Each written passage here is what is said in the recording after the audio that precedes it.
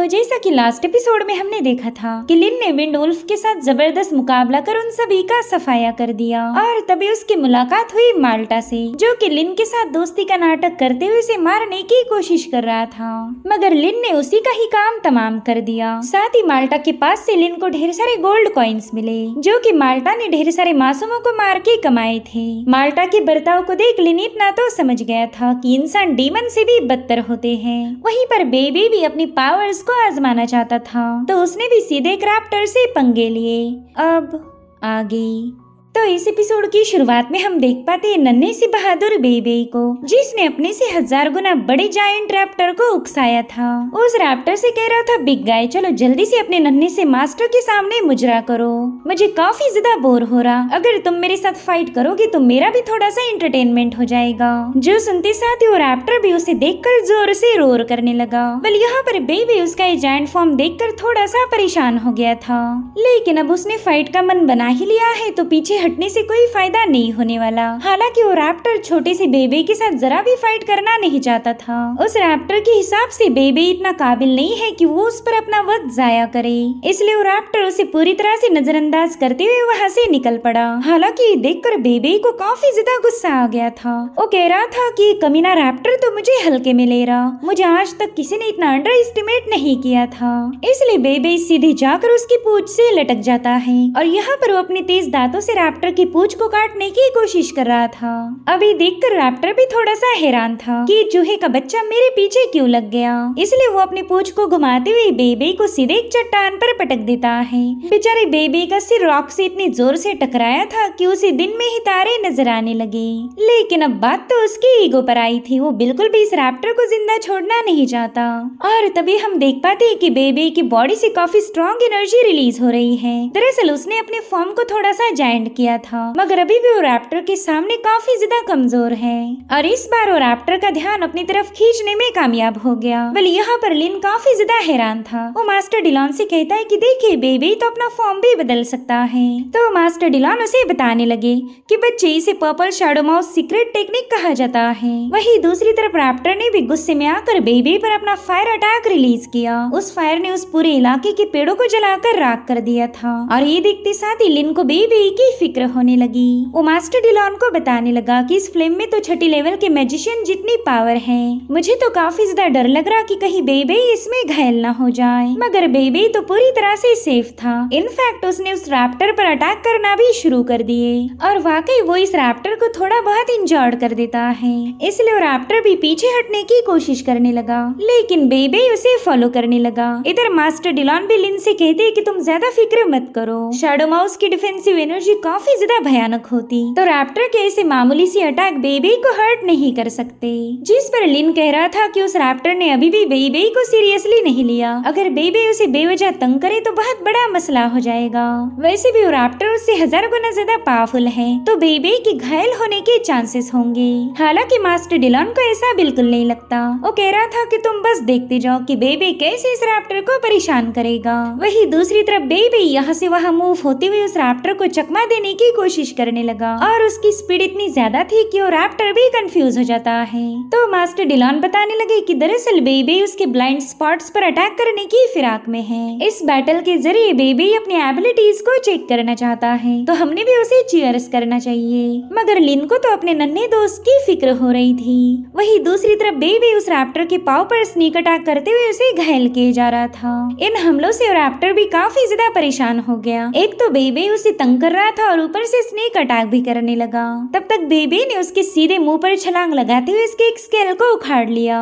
इससे तो ड्रैगन और भी ज्यादा भड़क जाता है, लेकिन कोई चांस ही नहीं था कि वो बेबी पर हमला कर सके। और इसी मौके का फायदा उठाते हुए बेबी ने उसके मुंह को नोच लिया और इसी के चलते फाइनली वो ड्रैगन जमीन पर पटक जाता है। उसे ये बात समझ आ चुकी थी कि बेबी छोटा पैकेट बड़ा धमाका है, इसलिए अब इस चूहे से पंगे लेना सही नहीं रहेगा, तो तुरंत ही वहाँ से भाग निकला। लेकिन बेबी तुरंत तुरंत ही उसे फॉलो करने लगा और रैप्टर से कह रहा था कि बिग गाय तो मुझे ऐसे छोड़कर नहीं जा सकता, अभी तक मेरा मनोरंजन ठीक से नहीं हुआ, मुझे तेरी कोर का सौदा करके ढेर सारा चिकन खरीदना है, इसीलिए तो मुकाबला छोड़कर बिल्कुल भी नहीं जाएगा। अभी देखते साथ ही लिन भी उनके पीछे रवाना हो गया और चिल्लाते हुए बेबी को समझा रहा था कि उस रैप्टर के पीछे मत जाओ, लेकिन बेबी कहाँ ही उसकी सुनने वाला था। लिन ने देखा कि वहाँ पर तो बेबी का कोई ठिकाना नहीं, तो लिन ने अपनी विंड पावर का इस्तेमाल करते हुए अपनी स्पीड को बढ़ा दिया, मगर उस पूरे इलाके में भी उसे बेबी का कोई ट्रेस नजर नहीं आ रहा था। और इसी दरम्यान लिन उस माउंटेन से स्लिप होने लगा, उसका अपने स्टेप पर जरा भी कंट्रोल नहीं था और ऐसे ही घसीटते हुए वो सीधे क्लिफ के एज पर पहुंच जाता है। यहाँ पर लिन ने जैसे तैसे खुद को नीचे गिरने से बचा लिया था। उसने देखा कि वो क्लिफ काफी ज्यादा हाइटेड है, साथ ही नीचे कितनी गहराई थी ये भी फॉग की वजह से समझ नहीं आ रहा था। उतने में मास्टर डिलॉन उसके सामने आ गए। वो कह रहे थे कि मेरे ख्याल से वो लोग नीचे गए हैं, मैं चाहता हूँ कि तुम यहीं पर रुक कर बेबी का इंतजार करो, वो उस रैप्टर को मारने के बाद दोबारा से वापस आ जाएगा। मगर लिन उनकी बात नहीं मानता, वो कह रहा था कि मैं बेबी को अकेला नहीं छोड़ सकता। अब मास्टर डिलॉन भी उसकी परेशानी को समझ सकते थे, इसलिए वो लिन से कहते हैं कि तुम्हें नीचे जाने के बाद काफी ज्यादा केयरफुल रहना पड़ेगा। जो सुनते साथ ही लिन ने सीधा उस क्लिफ से छलांग लगा दी। वहाँ पर कई सारी पेड़ों की ब्रांचेस थी, तो उन पर छलांग लगाते हुए लिन नीचे उतरने की कोशिश करने लगा और तभी लिन को एक पेड़ पर बैटल के ट्रेसेस नजर आते हैं, जहाँ पर बेबी और उस ड्रैगन का ब्लड था। तो तुरंत ही समझ जाता है कि वो दोनों यही कहीं आसपास होंगे। साथ ही लिन को बेबी का खून नजर आया था, जिसके चलते वो काफी ज्यादा पैनिक हो जाता है। वो समझ गया था कि बेबी की जान खतरे में होगी और अब ऐसे ही पेड़ों पर जंप लगाने के चक्कर में लिन ने सीधा एक बड़े से पाइथन पर ही छलांग लगा दी। उसने तो अनजाने में ही इस बड़े ही खतरनाक सरपंच को प्रोवोक किया था। साथ ही उसे मास्टर डिलॉन की भी आवाज आने लगी, जो कि लिन को बता रहे थे कि 7वीं लेवल का मैजिकल बीस्ट है, इसे ग्रीन स्ट्रिप जायंट पाइथन कहा जाता है। तब तक वो पाइथन लिन के काफी करीब पहुंच जाता है और अब जैसे उसने लिन को निगलने की कोशिश की, लिन सीधे टहनियों से नीचे छलांग लगा देता है, लेकिन वो गलती से जहाँ पर पहुंचा था वहाँ पर भी वो पाइथन आ जाता है। अब उसे देखते साथ ही लिन ने सीधे नीचे छलांग लगा दी और इसी चक्कर में लिन इस बार एक केव में जाकर पटक गया था, लेकिन वो ग्रीन पाइथन उस केव में एंटर नहीं करता। उसे वहाँ से भागता हुआ देखकर मास्टर डिलॉन ने चैन की सांस ली। वो लिन से कह रहे थे कि तुम इस पाइथन के चुंगल से बाल बाल बच गए हो, इसलिए मैं चाहता हूँ कि तुम अपनी जिंदगी की थोड़ी सी कदर करो। और उतने में उन्हें उस केव में रैप्टर की कटी हुई टेल नजर आती है। अब इसे देखते साथ ही लिन को बेबी की और भी ज्यादा फिक्र होने लगी। उस टेल की हालत देखते साथ ही मास्टर डिलॉन लिन से कहने लगे कि रैप्टर पर बेबी ने अटैक नहीं किया, बल्कि यहाँ पर कोई और है जिसने उस रैप्टर को मार दिया होगा। ये जगह तो मेरी उम्मीद से भी ज्यादा भयानक निकली। और उतने में मास्टर डिलॉन की नजर एक हब पर जाती है। उसे देखते साथ ही डिलॉन के चेहरे पर तो स्माइल आ गई। वो लिन से कहती कि देखो वहाँ पर ब्लू हार्ड ग्रास है। वेल इस ब्लू हार्ड ग्रास का नाम सुनते साथ ही लिन को बचपन की बातें याद आने लगी, जहाँ पर लिन अपनी बरूच फैमिली की इनहेरिटेंस बुक को पढ़ने में बिजी था। उसके फादर उसे बता रहे थे कि इसी बुक में हमारी फैमिली की सारी हिस्ट्री और सीक्रेट रिकॉर्डेड है। तो लिन उनसे कहने लगा कि फादर इस बुक में ड्रैगन ब्लड का जिक्र किया है, अगर कोई शख्स ड्रैगन ब्लड को कंज्यूम करे तो खुद को ड्रैगन ब्लड वॉरियर में ट्रांसफॉर्म कर सकता। ये वाली सीक्रेट टेक्निक तो मुझे काफी ज्यादा अमेजिंग लगी, लेकिन लिन के फादर उसे समझा रहे थे कि इस सीक्रेट टेक्निक का कभी भी इस्तेमाल मत करना। कई सालों से हमारी फैमिली ड्रैगन ब्लड वॉरियर बनने के लिए काफी ज्यादा डेस्परेट थी और इसी वजह से उन्होंने इस सीक्रेट मेथड का यूज किया, लेकिन इसका अंजाम काफी ज्यादा भयानक था। वो लोग ड्रैगन वॉरियर में ट्रांसफॉर्म नहीं हुए, बल्कि उनकी बॉडी पूरी तरह से एक्सप्लोड होकर वो मारे गए और यही वजह थी कि हमारी फैमिली ने इस टेक्निक को अबैंडन किया। अब कोई भी इसे यूज नहीं कर सकता। और उतने में मास्टर डिलॉन लिन को बताने लगे कि ड्रैगन ब्लड को कंज्यूम करना थोड़ा सा खतरनाक है, लेकिन अगर तुम ड्रैगन ब्लड को ब्लू हार्ट ग्रास के साथ कंज्यूम करो तो ये काफी ज्यादा आसान हो जाएगा। ब्लू हार्ट ग्रास तुम्हारी बॉडी को सेफ रखेगी और फिर तुम एक ड्रैगन वॉरियर में बदल सकते हो। जो सुनते साथ लिन काफी ज्यादा एक्साइटेड होकर उनसे पूछने लगा कि अगर ऐसी बात है तो फिर हमने जल्दी से ब्लू हार्ट ग्रास को ढूंढना चाहिए, बताए सीनियर वो मुझे कहाँ मिलेगी। तो मास्टर डिलॉन कहते कि फिलहाल तो मुझे भी नहीं पता कि वो ग्रास हमें कहाँ मिलेगी, लेकिन वो ऐसी जगह पर होगी जो हद से ज्यादा खतरनाक हो, इसीलिए तो ब्लू हार्ट ग्रास को काफी ज्यादा रेयर माना जाता। अगर तुम्हारी फिलहाल की स्ट्रेंथ की बात की जाए तो तुम उस जगह पर बिल्कुल भी नहीं जा सकते।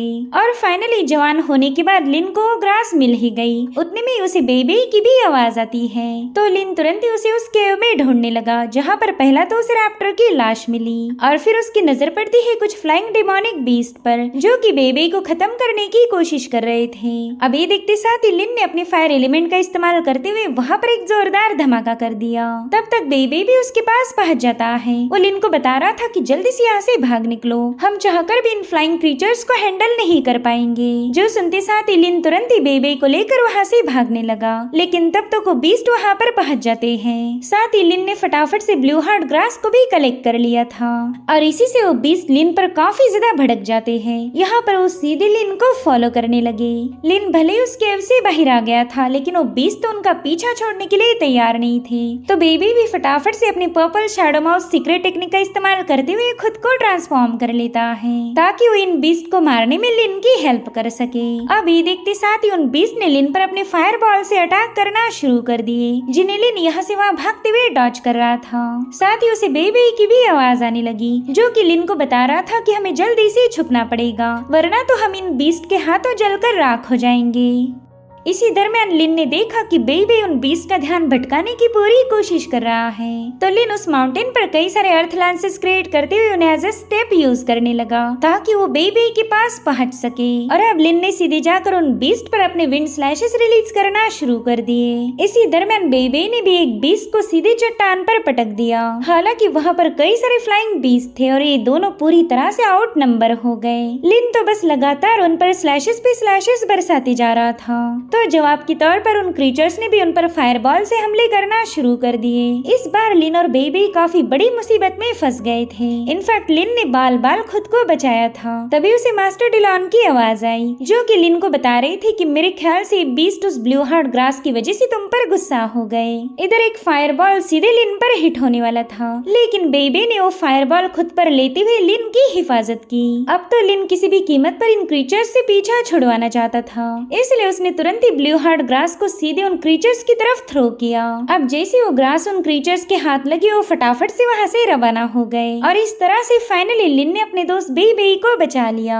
अब अगली सीन में हम देख पाते हैं कि लिन एक लंबे अरसे के बाद थोड़ा सा आराम करने रुक गया। वहीं पर बेबी क्रिस्टल्स को काउंट करने में बिजी था। वो अब काफी ज्यादा एक्साइटेड होकर लिन को बताने लगा कि बॉस देखिए, हमारे पास 347 मैजिकल कोर्स हैं। पता नहीं इतने सारे पैसों में हम कितने सारे रोस्टेड मीट खरीद पाएंगे। मुझे तो पूरा यकीन है कि एक लंबे अरसे तक मैं पेट भर के खाना खाऊंगा। और फिर बेबी ने उन क्रिस्टल को प्यार दिखाना शुरू किया। उसकी क्यूट सी हरकतें देखकर लिन को भी हंसी आ रही थी। साथ ही लिन भी अपनी इस कामयाबी से काफी ज्यादा इम्प्रेस था। वो कह रहा था कि मेरे ख्याल से मैजिक कोर्स सेल करने के बाद हमारे पास लगभग 70,000 गोल्ड कॉइन्स आएंगे, जो कि बहुत ही बड़ी रकम है। मुझे तो यकीन ही नहीं हो रहा कि हम इतना सारा पैसा कमाएंगे। यहाँ आकर मुझे कॉम्बैट का नॉलेज भी मिला और साथ ही साथ अर्निंग भी हो गई। लेकिन कई महीनों से हमने कड़ी मेहनत की है। मेरे ख्याल से अब हमने यहाँ से वापस जाना चाहिए। इधर बेबी तो उन मैजिकल कोर्स पर लोटपोट होकर उसके मजे लेने लगा, लेकिन जैसे लिन ने वापस जाने की बात की, बेबी काफी ज्यादा मायूस हो गया। वो कह रहा था कि हम इतनी जल्दी माउंटेन रेंज से क्यों जा रहे, अभी तक तो मैंने ठीक से खेला भी नहीं। जिस पर लिन कहता है कि इस बार तुमने काफी बड़ी मुसीबत मोल ली। मुझे तो लगा था कि इतने में तुम्हारा दिल भर गया होगा। भूलो मत, हम दोनों मौत की कगार से वापस आए हैं। अब कुछ दिनों तक तो तुम्हारा एंटरटेनमेंट पूरी तरह से बंद रहेगा। लेकिन बेबी इससे नाराज हो गया था, तो लिन तुरंत ही उसे समझाने के लिए उसके पास पहुंच गया। वो बेबी को समझा रहा था कि माउंटेन रेंज काफी ज्यादा खतरनाक है। हमारी किस्मत अच्छी थी कि माउंटेन रेंज में आने के बाद हम अभी भी जिंदा हैं। लेकिन मैं तुमसे वादा करता हूँ कि हम दोबारा से यहाँ पर जरूर आएंगे।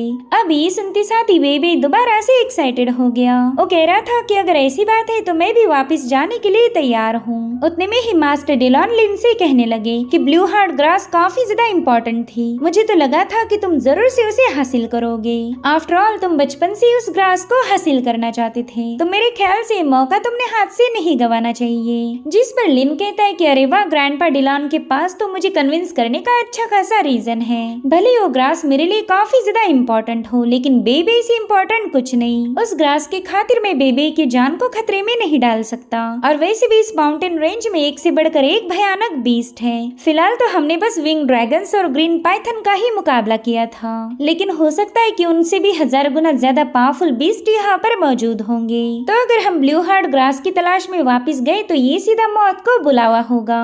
और समझ लीजिए कि अगर वो ग्रास हमें मिल भी गई तो भी मैं विंग ड्रैगन का मुकाबला नहीं कर सकता। थोड़ी देर पहले मैंने उन विंग ड्रैगन से बचने की खातिर ही blue heart grass give up कर दी, वरना वो ग्रास तो जाती ही जाती, लेकिन हम भी उसके साथ मारे जाते। मेरे पास फिलहाल उतनी पावर नहीं कि विंग ड्रैगन का मुकाबला कर सकूं।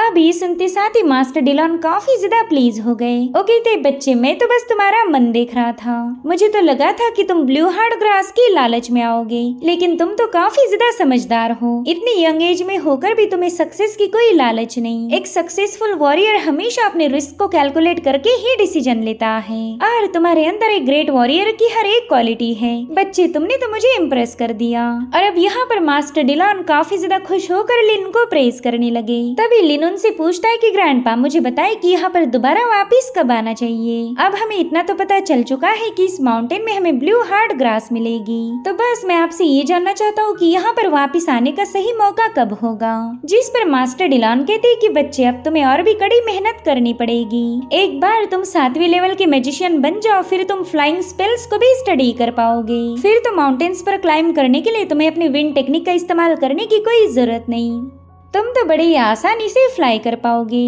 और इस तरह से विंग ड्रैगन्स का मुकाबला करना भी इजी हो जाएगा। इतना ही नहीं, 7वीं लेवल को अचीव करने के बाद तुम्हारा अर्थ गार्ड सीक्रेट आर्मर भी काफी ज्यादा पावरफुल बनेगा। इनफैक्ट वो जेड लेवल पर पहुंच सकता है, और अगर बात तुम्हारे पावर्स की जाए तो उसमें भी अच्छा खासा इजाफा हो जाएगा। ऊपर से तुम्हारे पास तो कॉम्बैट का भी एक्सपीरियंस है, तो इन सारे बेनिफिट्स के बाद तुम आसानी के साथ एक जायंट ड्रैगन का मुकाबला कर सकते। इसलिए मैं चाहता हूँ कि माउंटेन रेंज में दोबारा से वापिस आने से पहला तुम काफी ज्यादा मेहनत करो, खुद को इतना पावरफुल बनाओ कि यहाँ के बीस्ट तुम्हारा कुछ बिगाड़ ना पाए, और फिर तो ब्लू हार्ट ग्रास को कोई तुमसे छीन नहीं सकता। उसके बाद तुम अपने फैमिली की सीक्रेट आर्ट का भी इस्तेमाल कर पाओगे। अब ये सुनते साथ ही लिन के चेहरे पर स्माइल आ गई। वो कह रहा था कि मैं जल्दी से 7वीं लेवल को अचीव करूंगा, और तभी उसकी नजर पड़ी बेबी पर, जो कि मैजिक कोर्स को छोड़ने के लिए बिल्कुल भी तैयार नहीं। वो कह रहा था कि जल्दी से मार्केट में जाकर इन्हें सेल कर देंगे, मुझे काफी ज्यादा भूख लगी है। और उसकी यही क्यूट सी हरकतें देखकर मास्टर डिलॉन जोर जोर से हंसने लगे। अब ये सीन यहीं पर कट होकर हम माउंटेन रेंज में कुछ बंदों को देख पाते हैं, जो कि भुनी हुई मछलियाँ खा रहे थे। उनमें से एक बंदी कहने लगी कि मुझे माउंटेन रेंज का इलाका जरा भी पसंद नहीं, ऐसा कहा जाता कि यहाँ पर हर कदम पर खतरा है। सच बताओ तो मैं इस फॉरेस्ट में बिल्कुल भी आना नहीं चाहती थी। जो सुनते साथ ही उनमें से एक बंदा कहने लगा कि मैं 5वीं लेवल का वॉरियर हूँ, और जहाँ तक मैं अपनी पावर्स को जानता हूँ, मैं लो लेवल के बीस्ट को आसानी से मार सकता हूँ, और जिस इलाके में हम मौजूद हैं उसे आउटर एरिया कहा जाता। यहाँ पर अक्सर लो लेवल के बीस्ट ही पाए जाते हैं, इसलिए तुम बेवजह इन बीस्ट की फिक्र मत करो। तभी एक बंदा कहता है कि हाँ, मुझे बॉस की बातों पर पूरा भरोसा है, ये लो लेवल के बीस्ट को आसानी से मार देंगे। और उतने में इन चारों को वहाँ पर किसी बीस्ट के आने की आहट महसूस हुई। दरअसल एक राइनो बीस्ट ने सीधे आकर इन पर हमला किया था, मगर ये लोग समय रहते साइड में हट जाते हैं। साथ ही इन लोगों में से जो 5वीं लेवल का वॉरियर था, वो एक बंदी को समझाने लगा कि तुम बस एक मैजिशियन हो, तुम्हारे पास कोई कॉम्बैट स्किल नहीं, और इस बीस्ट को मारने के लिए तुम्हारी मैजिक काम नहीं आने वाली। और अब वो अपने दोस्तों से कहने लगा कि जल्दी से इस बीस्ट का मुकाबला करने के लिए तैयार हो जाओ। कुछ देर के लिए मैं इसका ध्यान भटकाऊंगा और तुम सीधे इस पर हमला कर देना। तुम दोनों एट द सेम टाइम इस पर वार करना, ताकि इसके बचने की कोई उम्मीद ना हो। मगर उस बंदे के साथी तो डर के मारे कांपने लगे। वो कह रही थी, बॉस ये तो 5वीं लेवल का मैजिकल बीस्ट है, इसकी खाल इतनी ज्यादा मोटी होगी कि हम चाहकर भी इसे पियर्स नहीं कर पाएंगे। और उतने में ही हम लिन को देख पाते, जो कि उसी इलाके में पहुंच चुका था। वो अब दूर से इन लोगों को ऑब्जर्व करने लगा, अगर जरूरत पड़ेगी तो ही लिन इस मुकाबले में इंटरफेयर करेगा। इधर उस डिमोनिक बीस्ट ने तुरंत ही अपने पावर्स को एक्टिवेट करते हुए उस बंदे का पीछा करना शुरू कर दिया। इस बंदे का काम था उस बीस्ट का ध्यान भटकाना, इसलिए उस बीस्ट को भगाते हुए अपने दोस्तों के पास ले जाने लगा। तो उसमें से एक बंदी ने फटाफट से उस बीस्ट पर अपने एरो शूट करना शुरू कर दिए, लेकिन उस बीस्ट की खाल इतनी मोटी थी कि उन एरोज का उस पर कोई असर नहीं होता। उल्टा उस बीस्ट ने तो उन दोनों को अपने एक ही धड़क में उड़ा दिया था, जिसके बाद उनके बॉस का पीछा करने लगा। अब ये देखते साथ ही वो मैजिशियन काफी ज्यादा पैनिक हो जाती है। वो तुरंत ही समझ गई कि ये लोग उस बीस्ट को मार नहीं सकते, इसलिए अब उसके पास इन लोगों की जान बचाने के लिए अपने मैजिकल पावर का यूज करने के अलावा और कोई रास्ता नहीं था। इसलिए उस बंदे ने वहाँ पर अर्थ लैंसेस क्रिएट कर लिए। हालांकि उस बीस्ट ने बड़ी आसानी के साथ उन लैंसेस को उड़ा दिया था। इधर जो बंदा खुद को वॉरियर बता रहा था वो एक पेड़ के पीछे जाकर छुप जाता है। साथ ही वो डर के मारे बुरी तरह से कांप रहा था। उसने देखा कि वो बीस्ट उस मैजिशियन को मारने के काफी ज्यादा करीब है, लेकिन फिर भी वो बंदा उस लड़की की मदद करने नहीं जाता, जबकि वो बंदी तो उसे बचाने के चक्कर में ही फंस गई थी। यहाँ पर उस बंदी ने तो डर के मारे तुरंत ही अपनी आंखें बंद कर ली और अब वो बीस्ट उसे खत्म कर पाई इससे पहले उस पर एक जोरदार हमला हो गया। दरअसल लिन ने अपने विंड एलिमेंट का इस्तेमाल करते हुए उस बीस्ट की सीधे खोपड़ी पर वार किया था, जिसके चलते एक सेकंड के लिए तो उस बीस्ट को चक्कर आने लगे और उतने में लिन ने दोबारा से उसके सिर पर छलांग लगा दी और इस बार लिन ने अपनी शॉर्ट ब्लेड का इस्तेमाल किया था, जिससे वो काव करता है। वो मैजिशियन तो ये देखकर ही सरप्राइज हो गई कि इस बंदे ने एक ही झटके में इस बीस्ट का काम तमाम किया। थोड़ी देर पहला जो वॉरियर बड़ी बड़ी बातें कर रहा था उसने तो इस लड़की को बचाने की जरा भी कोशिश नहीं की। ये तो अच्छा हुआ कि लिन ने समय रहते उस बीस्ट का काम तमाम किया, वरना वो इन सभी को मार देता। और अब लिन सीधे उस बंदी से बात करने पहुंच जाता है। उससे पूछ रहा था कि तुम ठीक तो हो ना। साथ ही लिन ने उस बंदी की तरफ मदद का हाथ आगे बढ़ाया और इसी के साथ एपिसोड यहीं पर एंड हो जाता है। Thank you so much for watching. Bye bye, take care.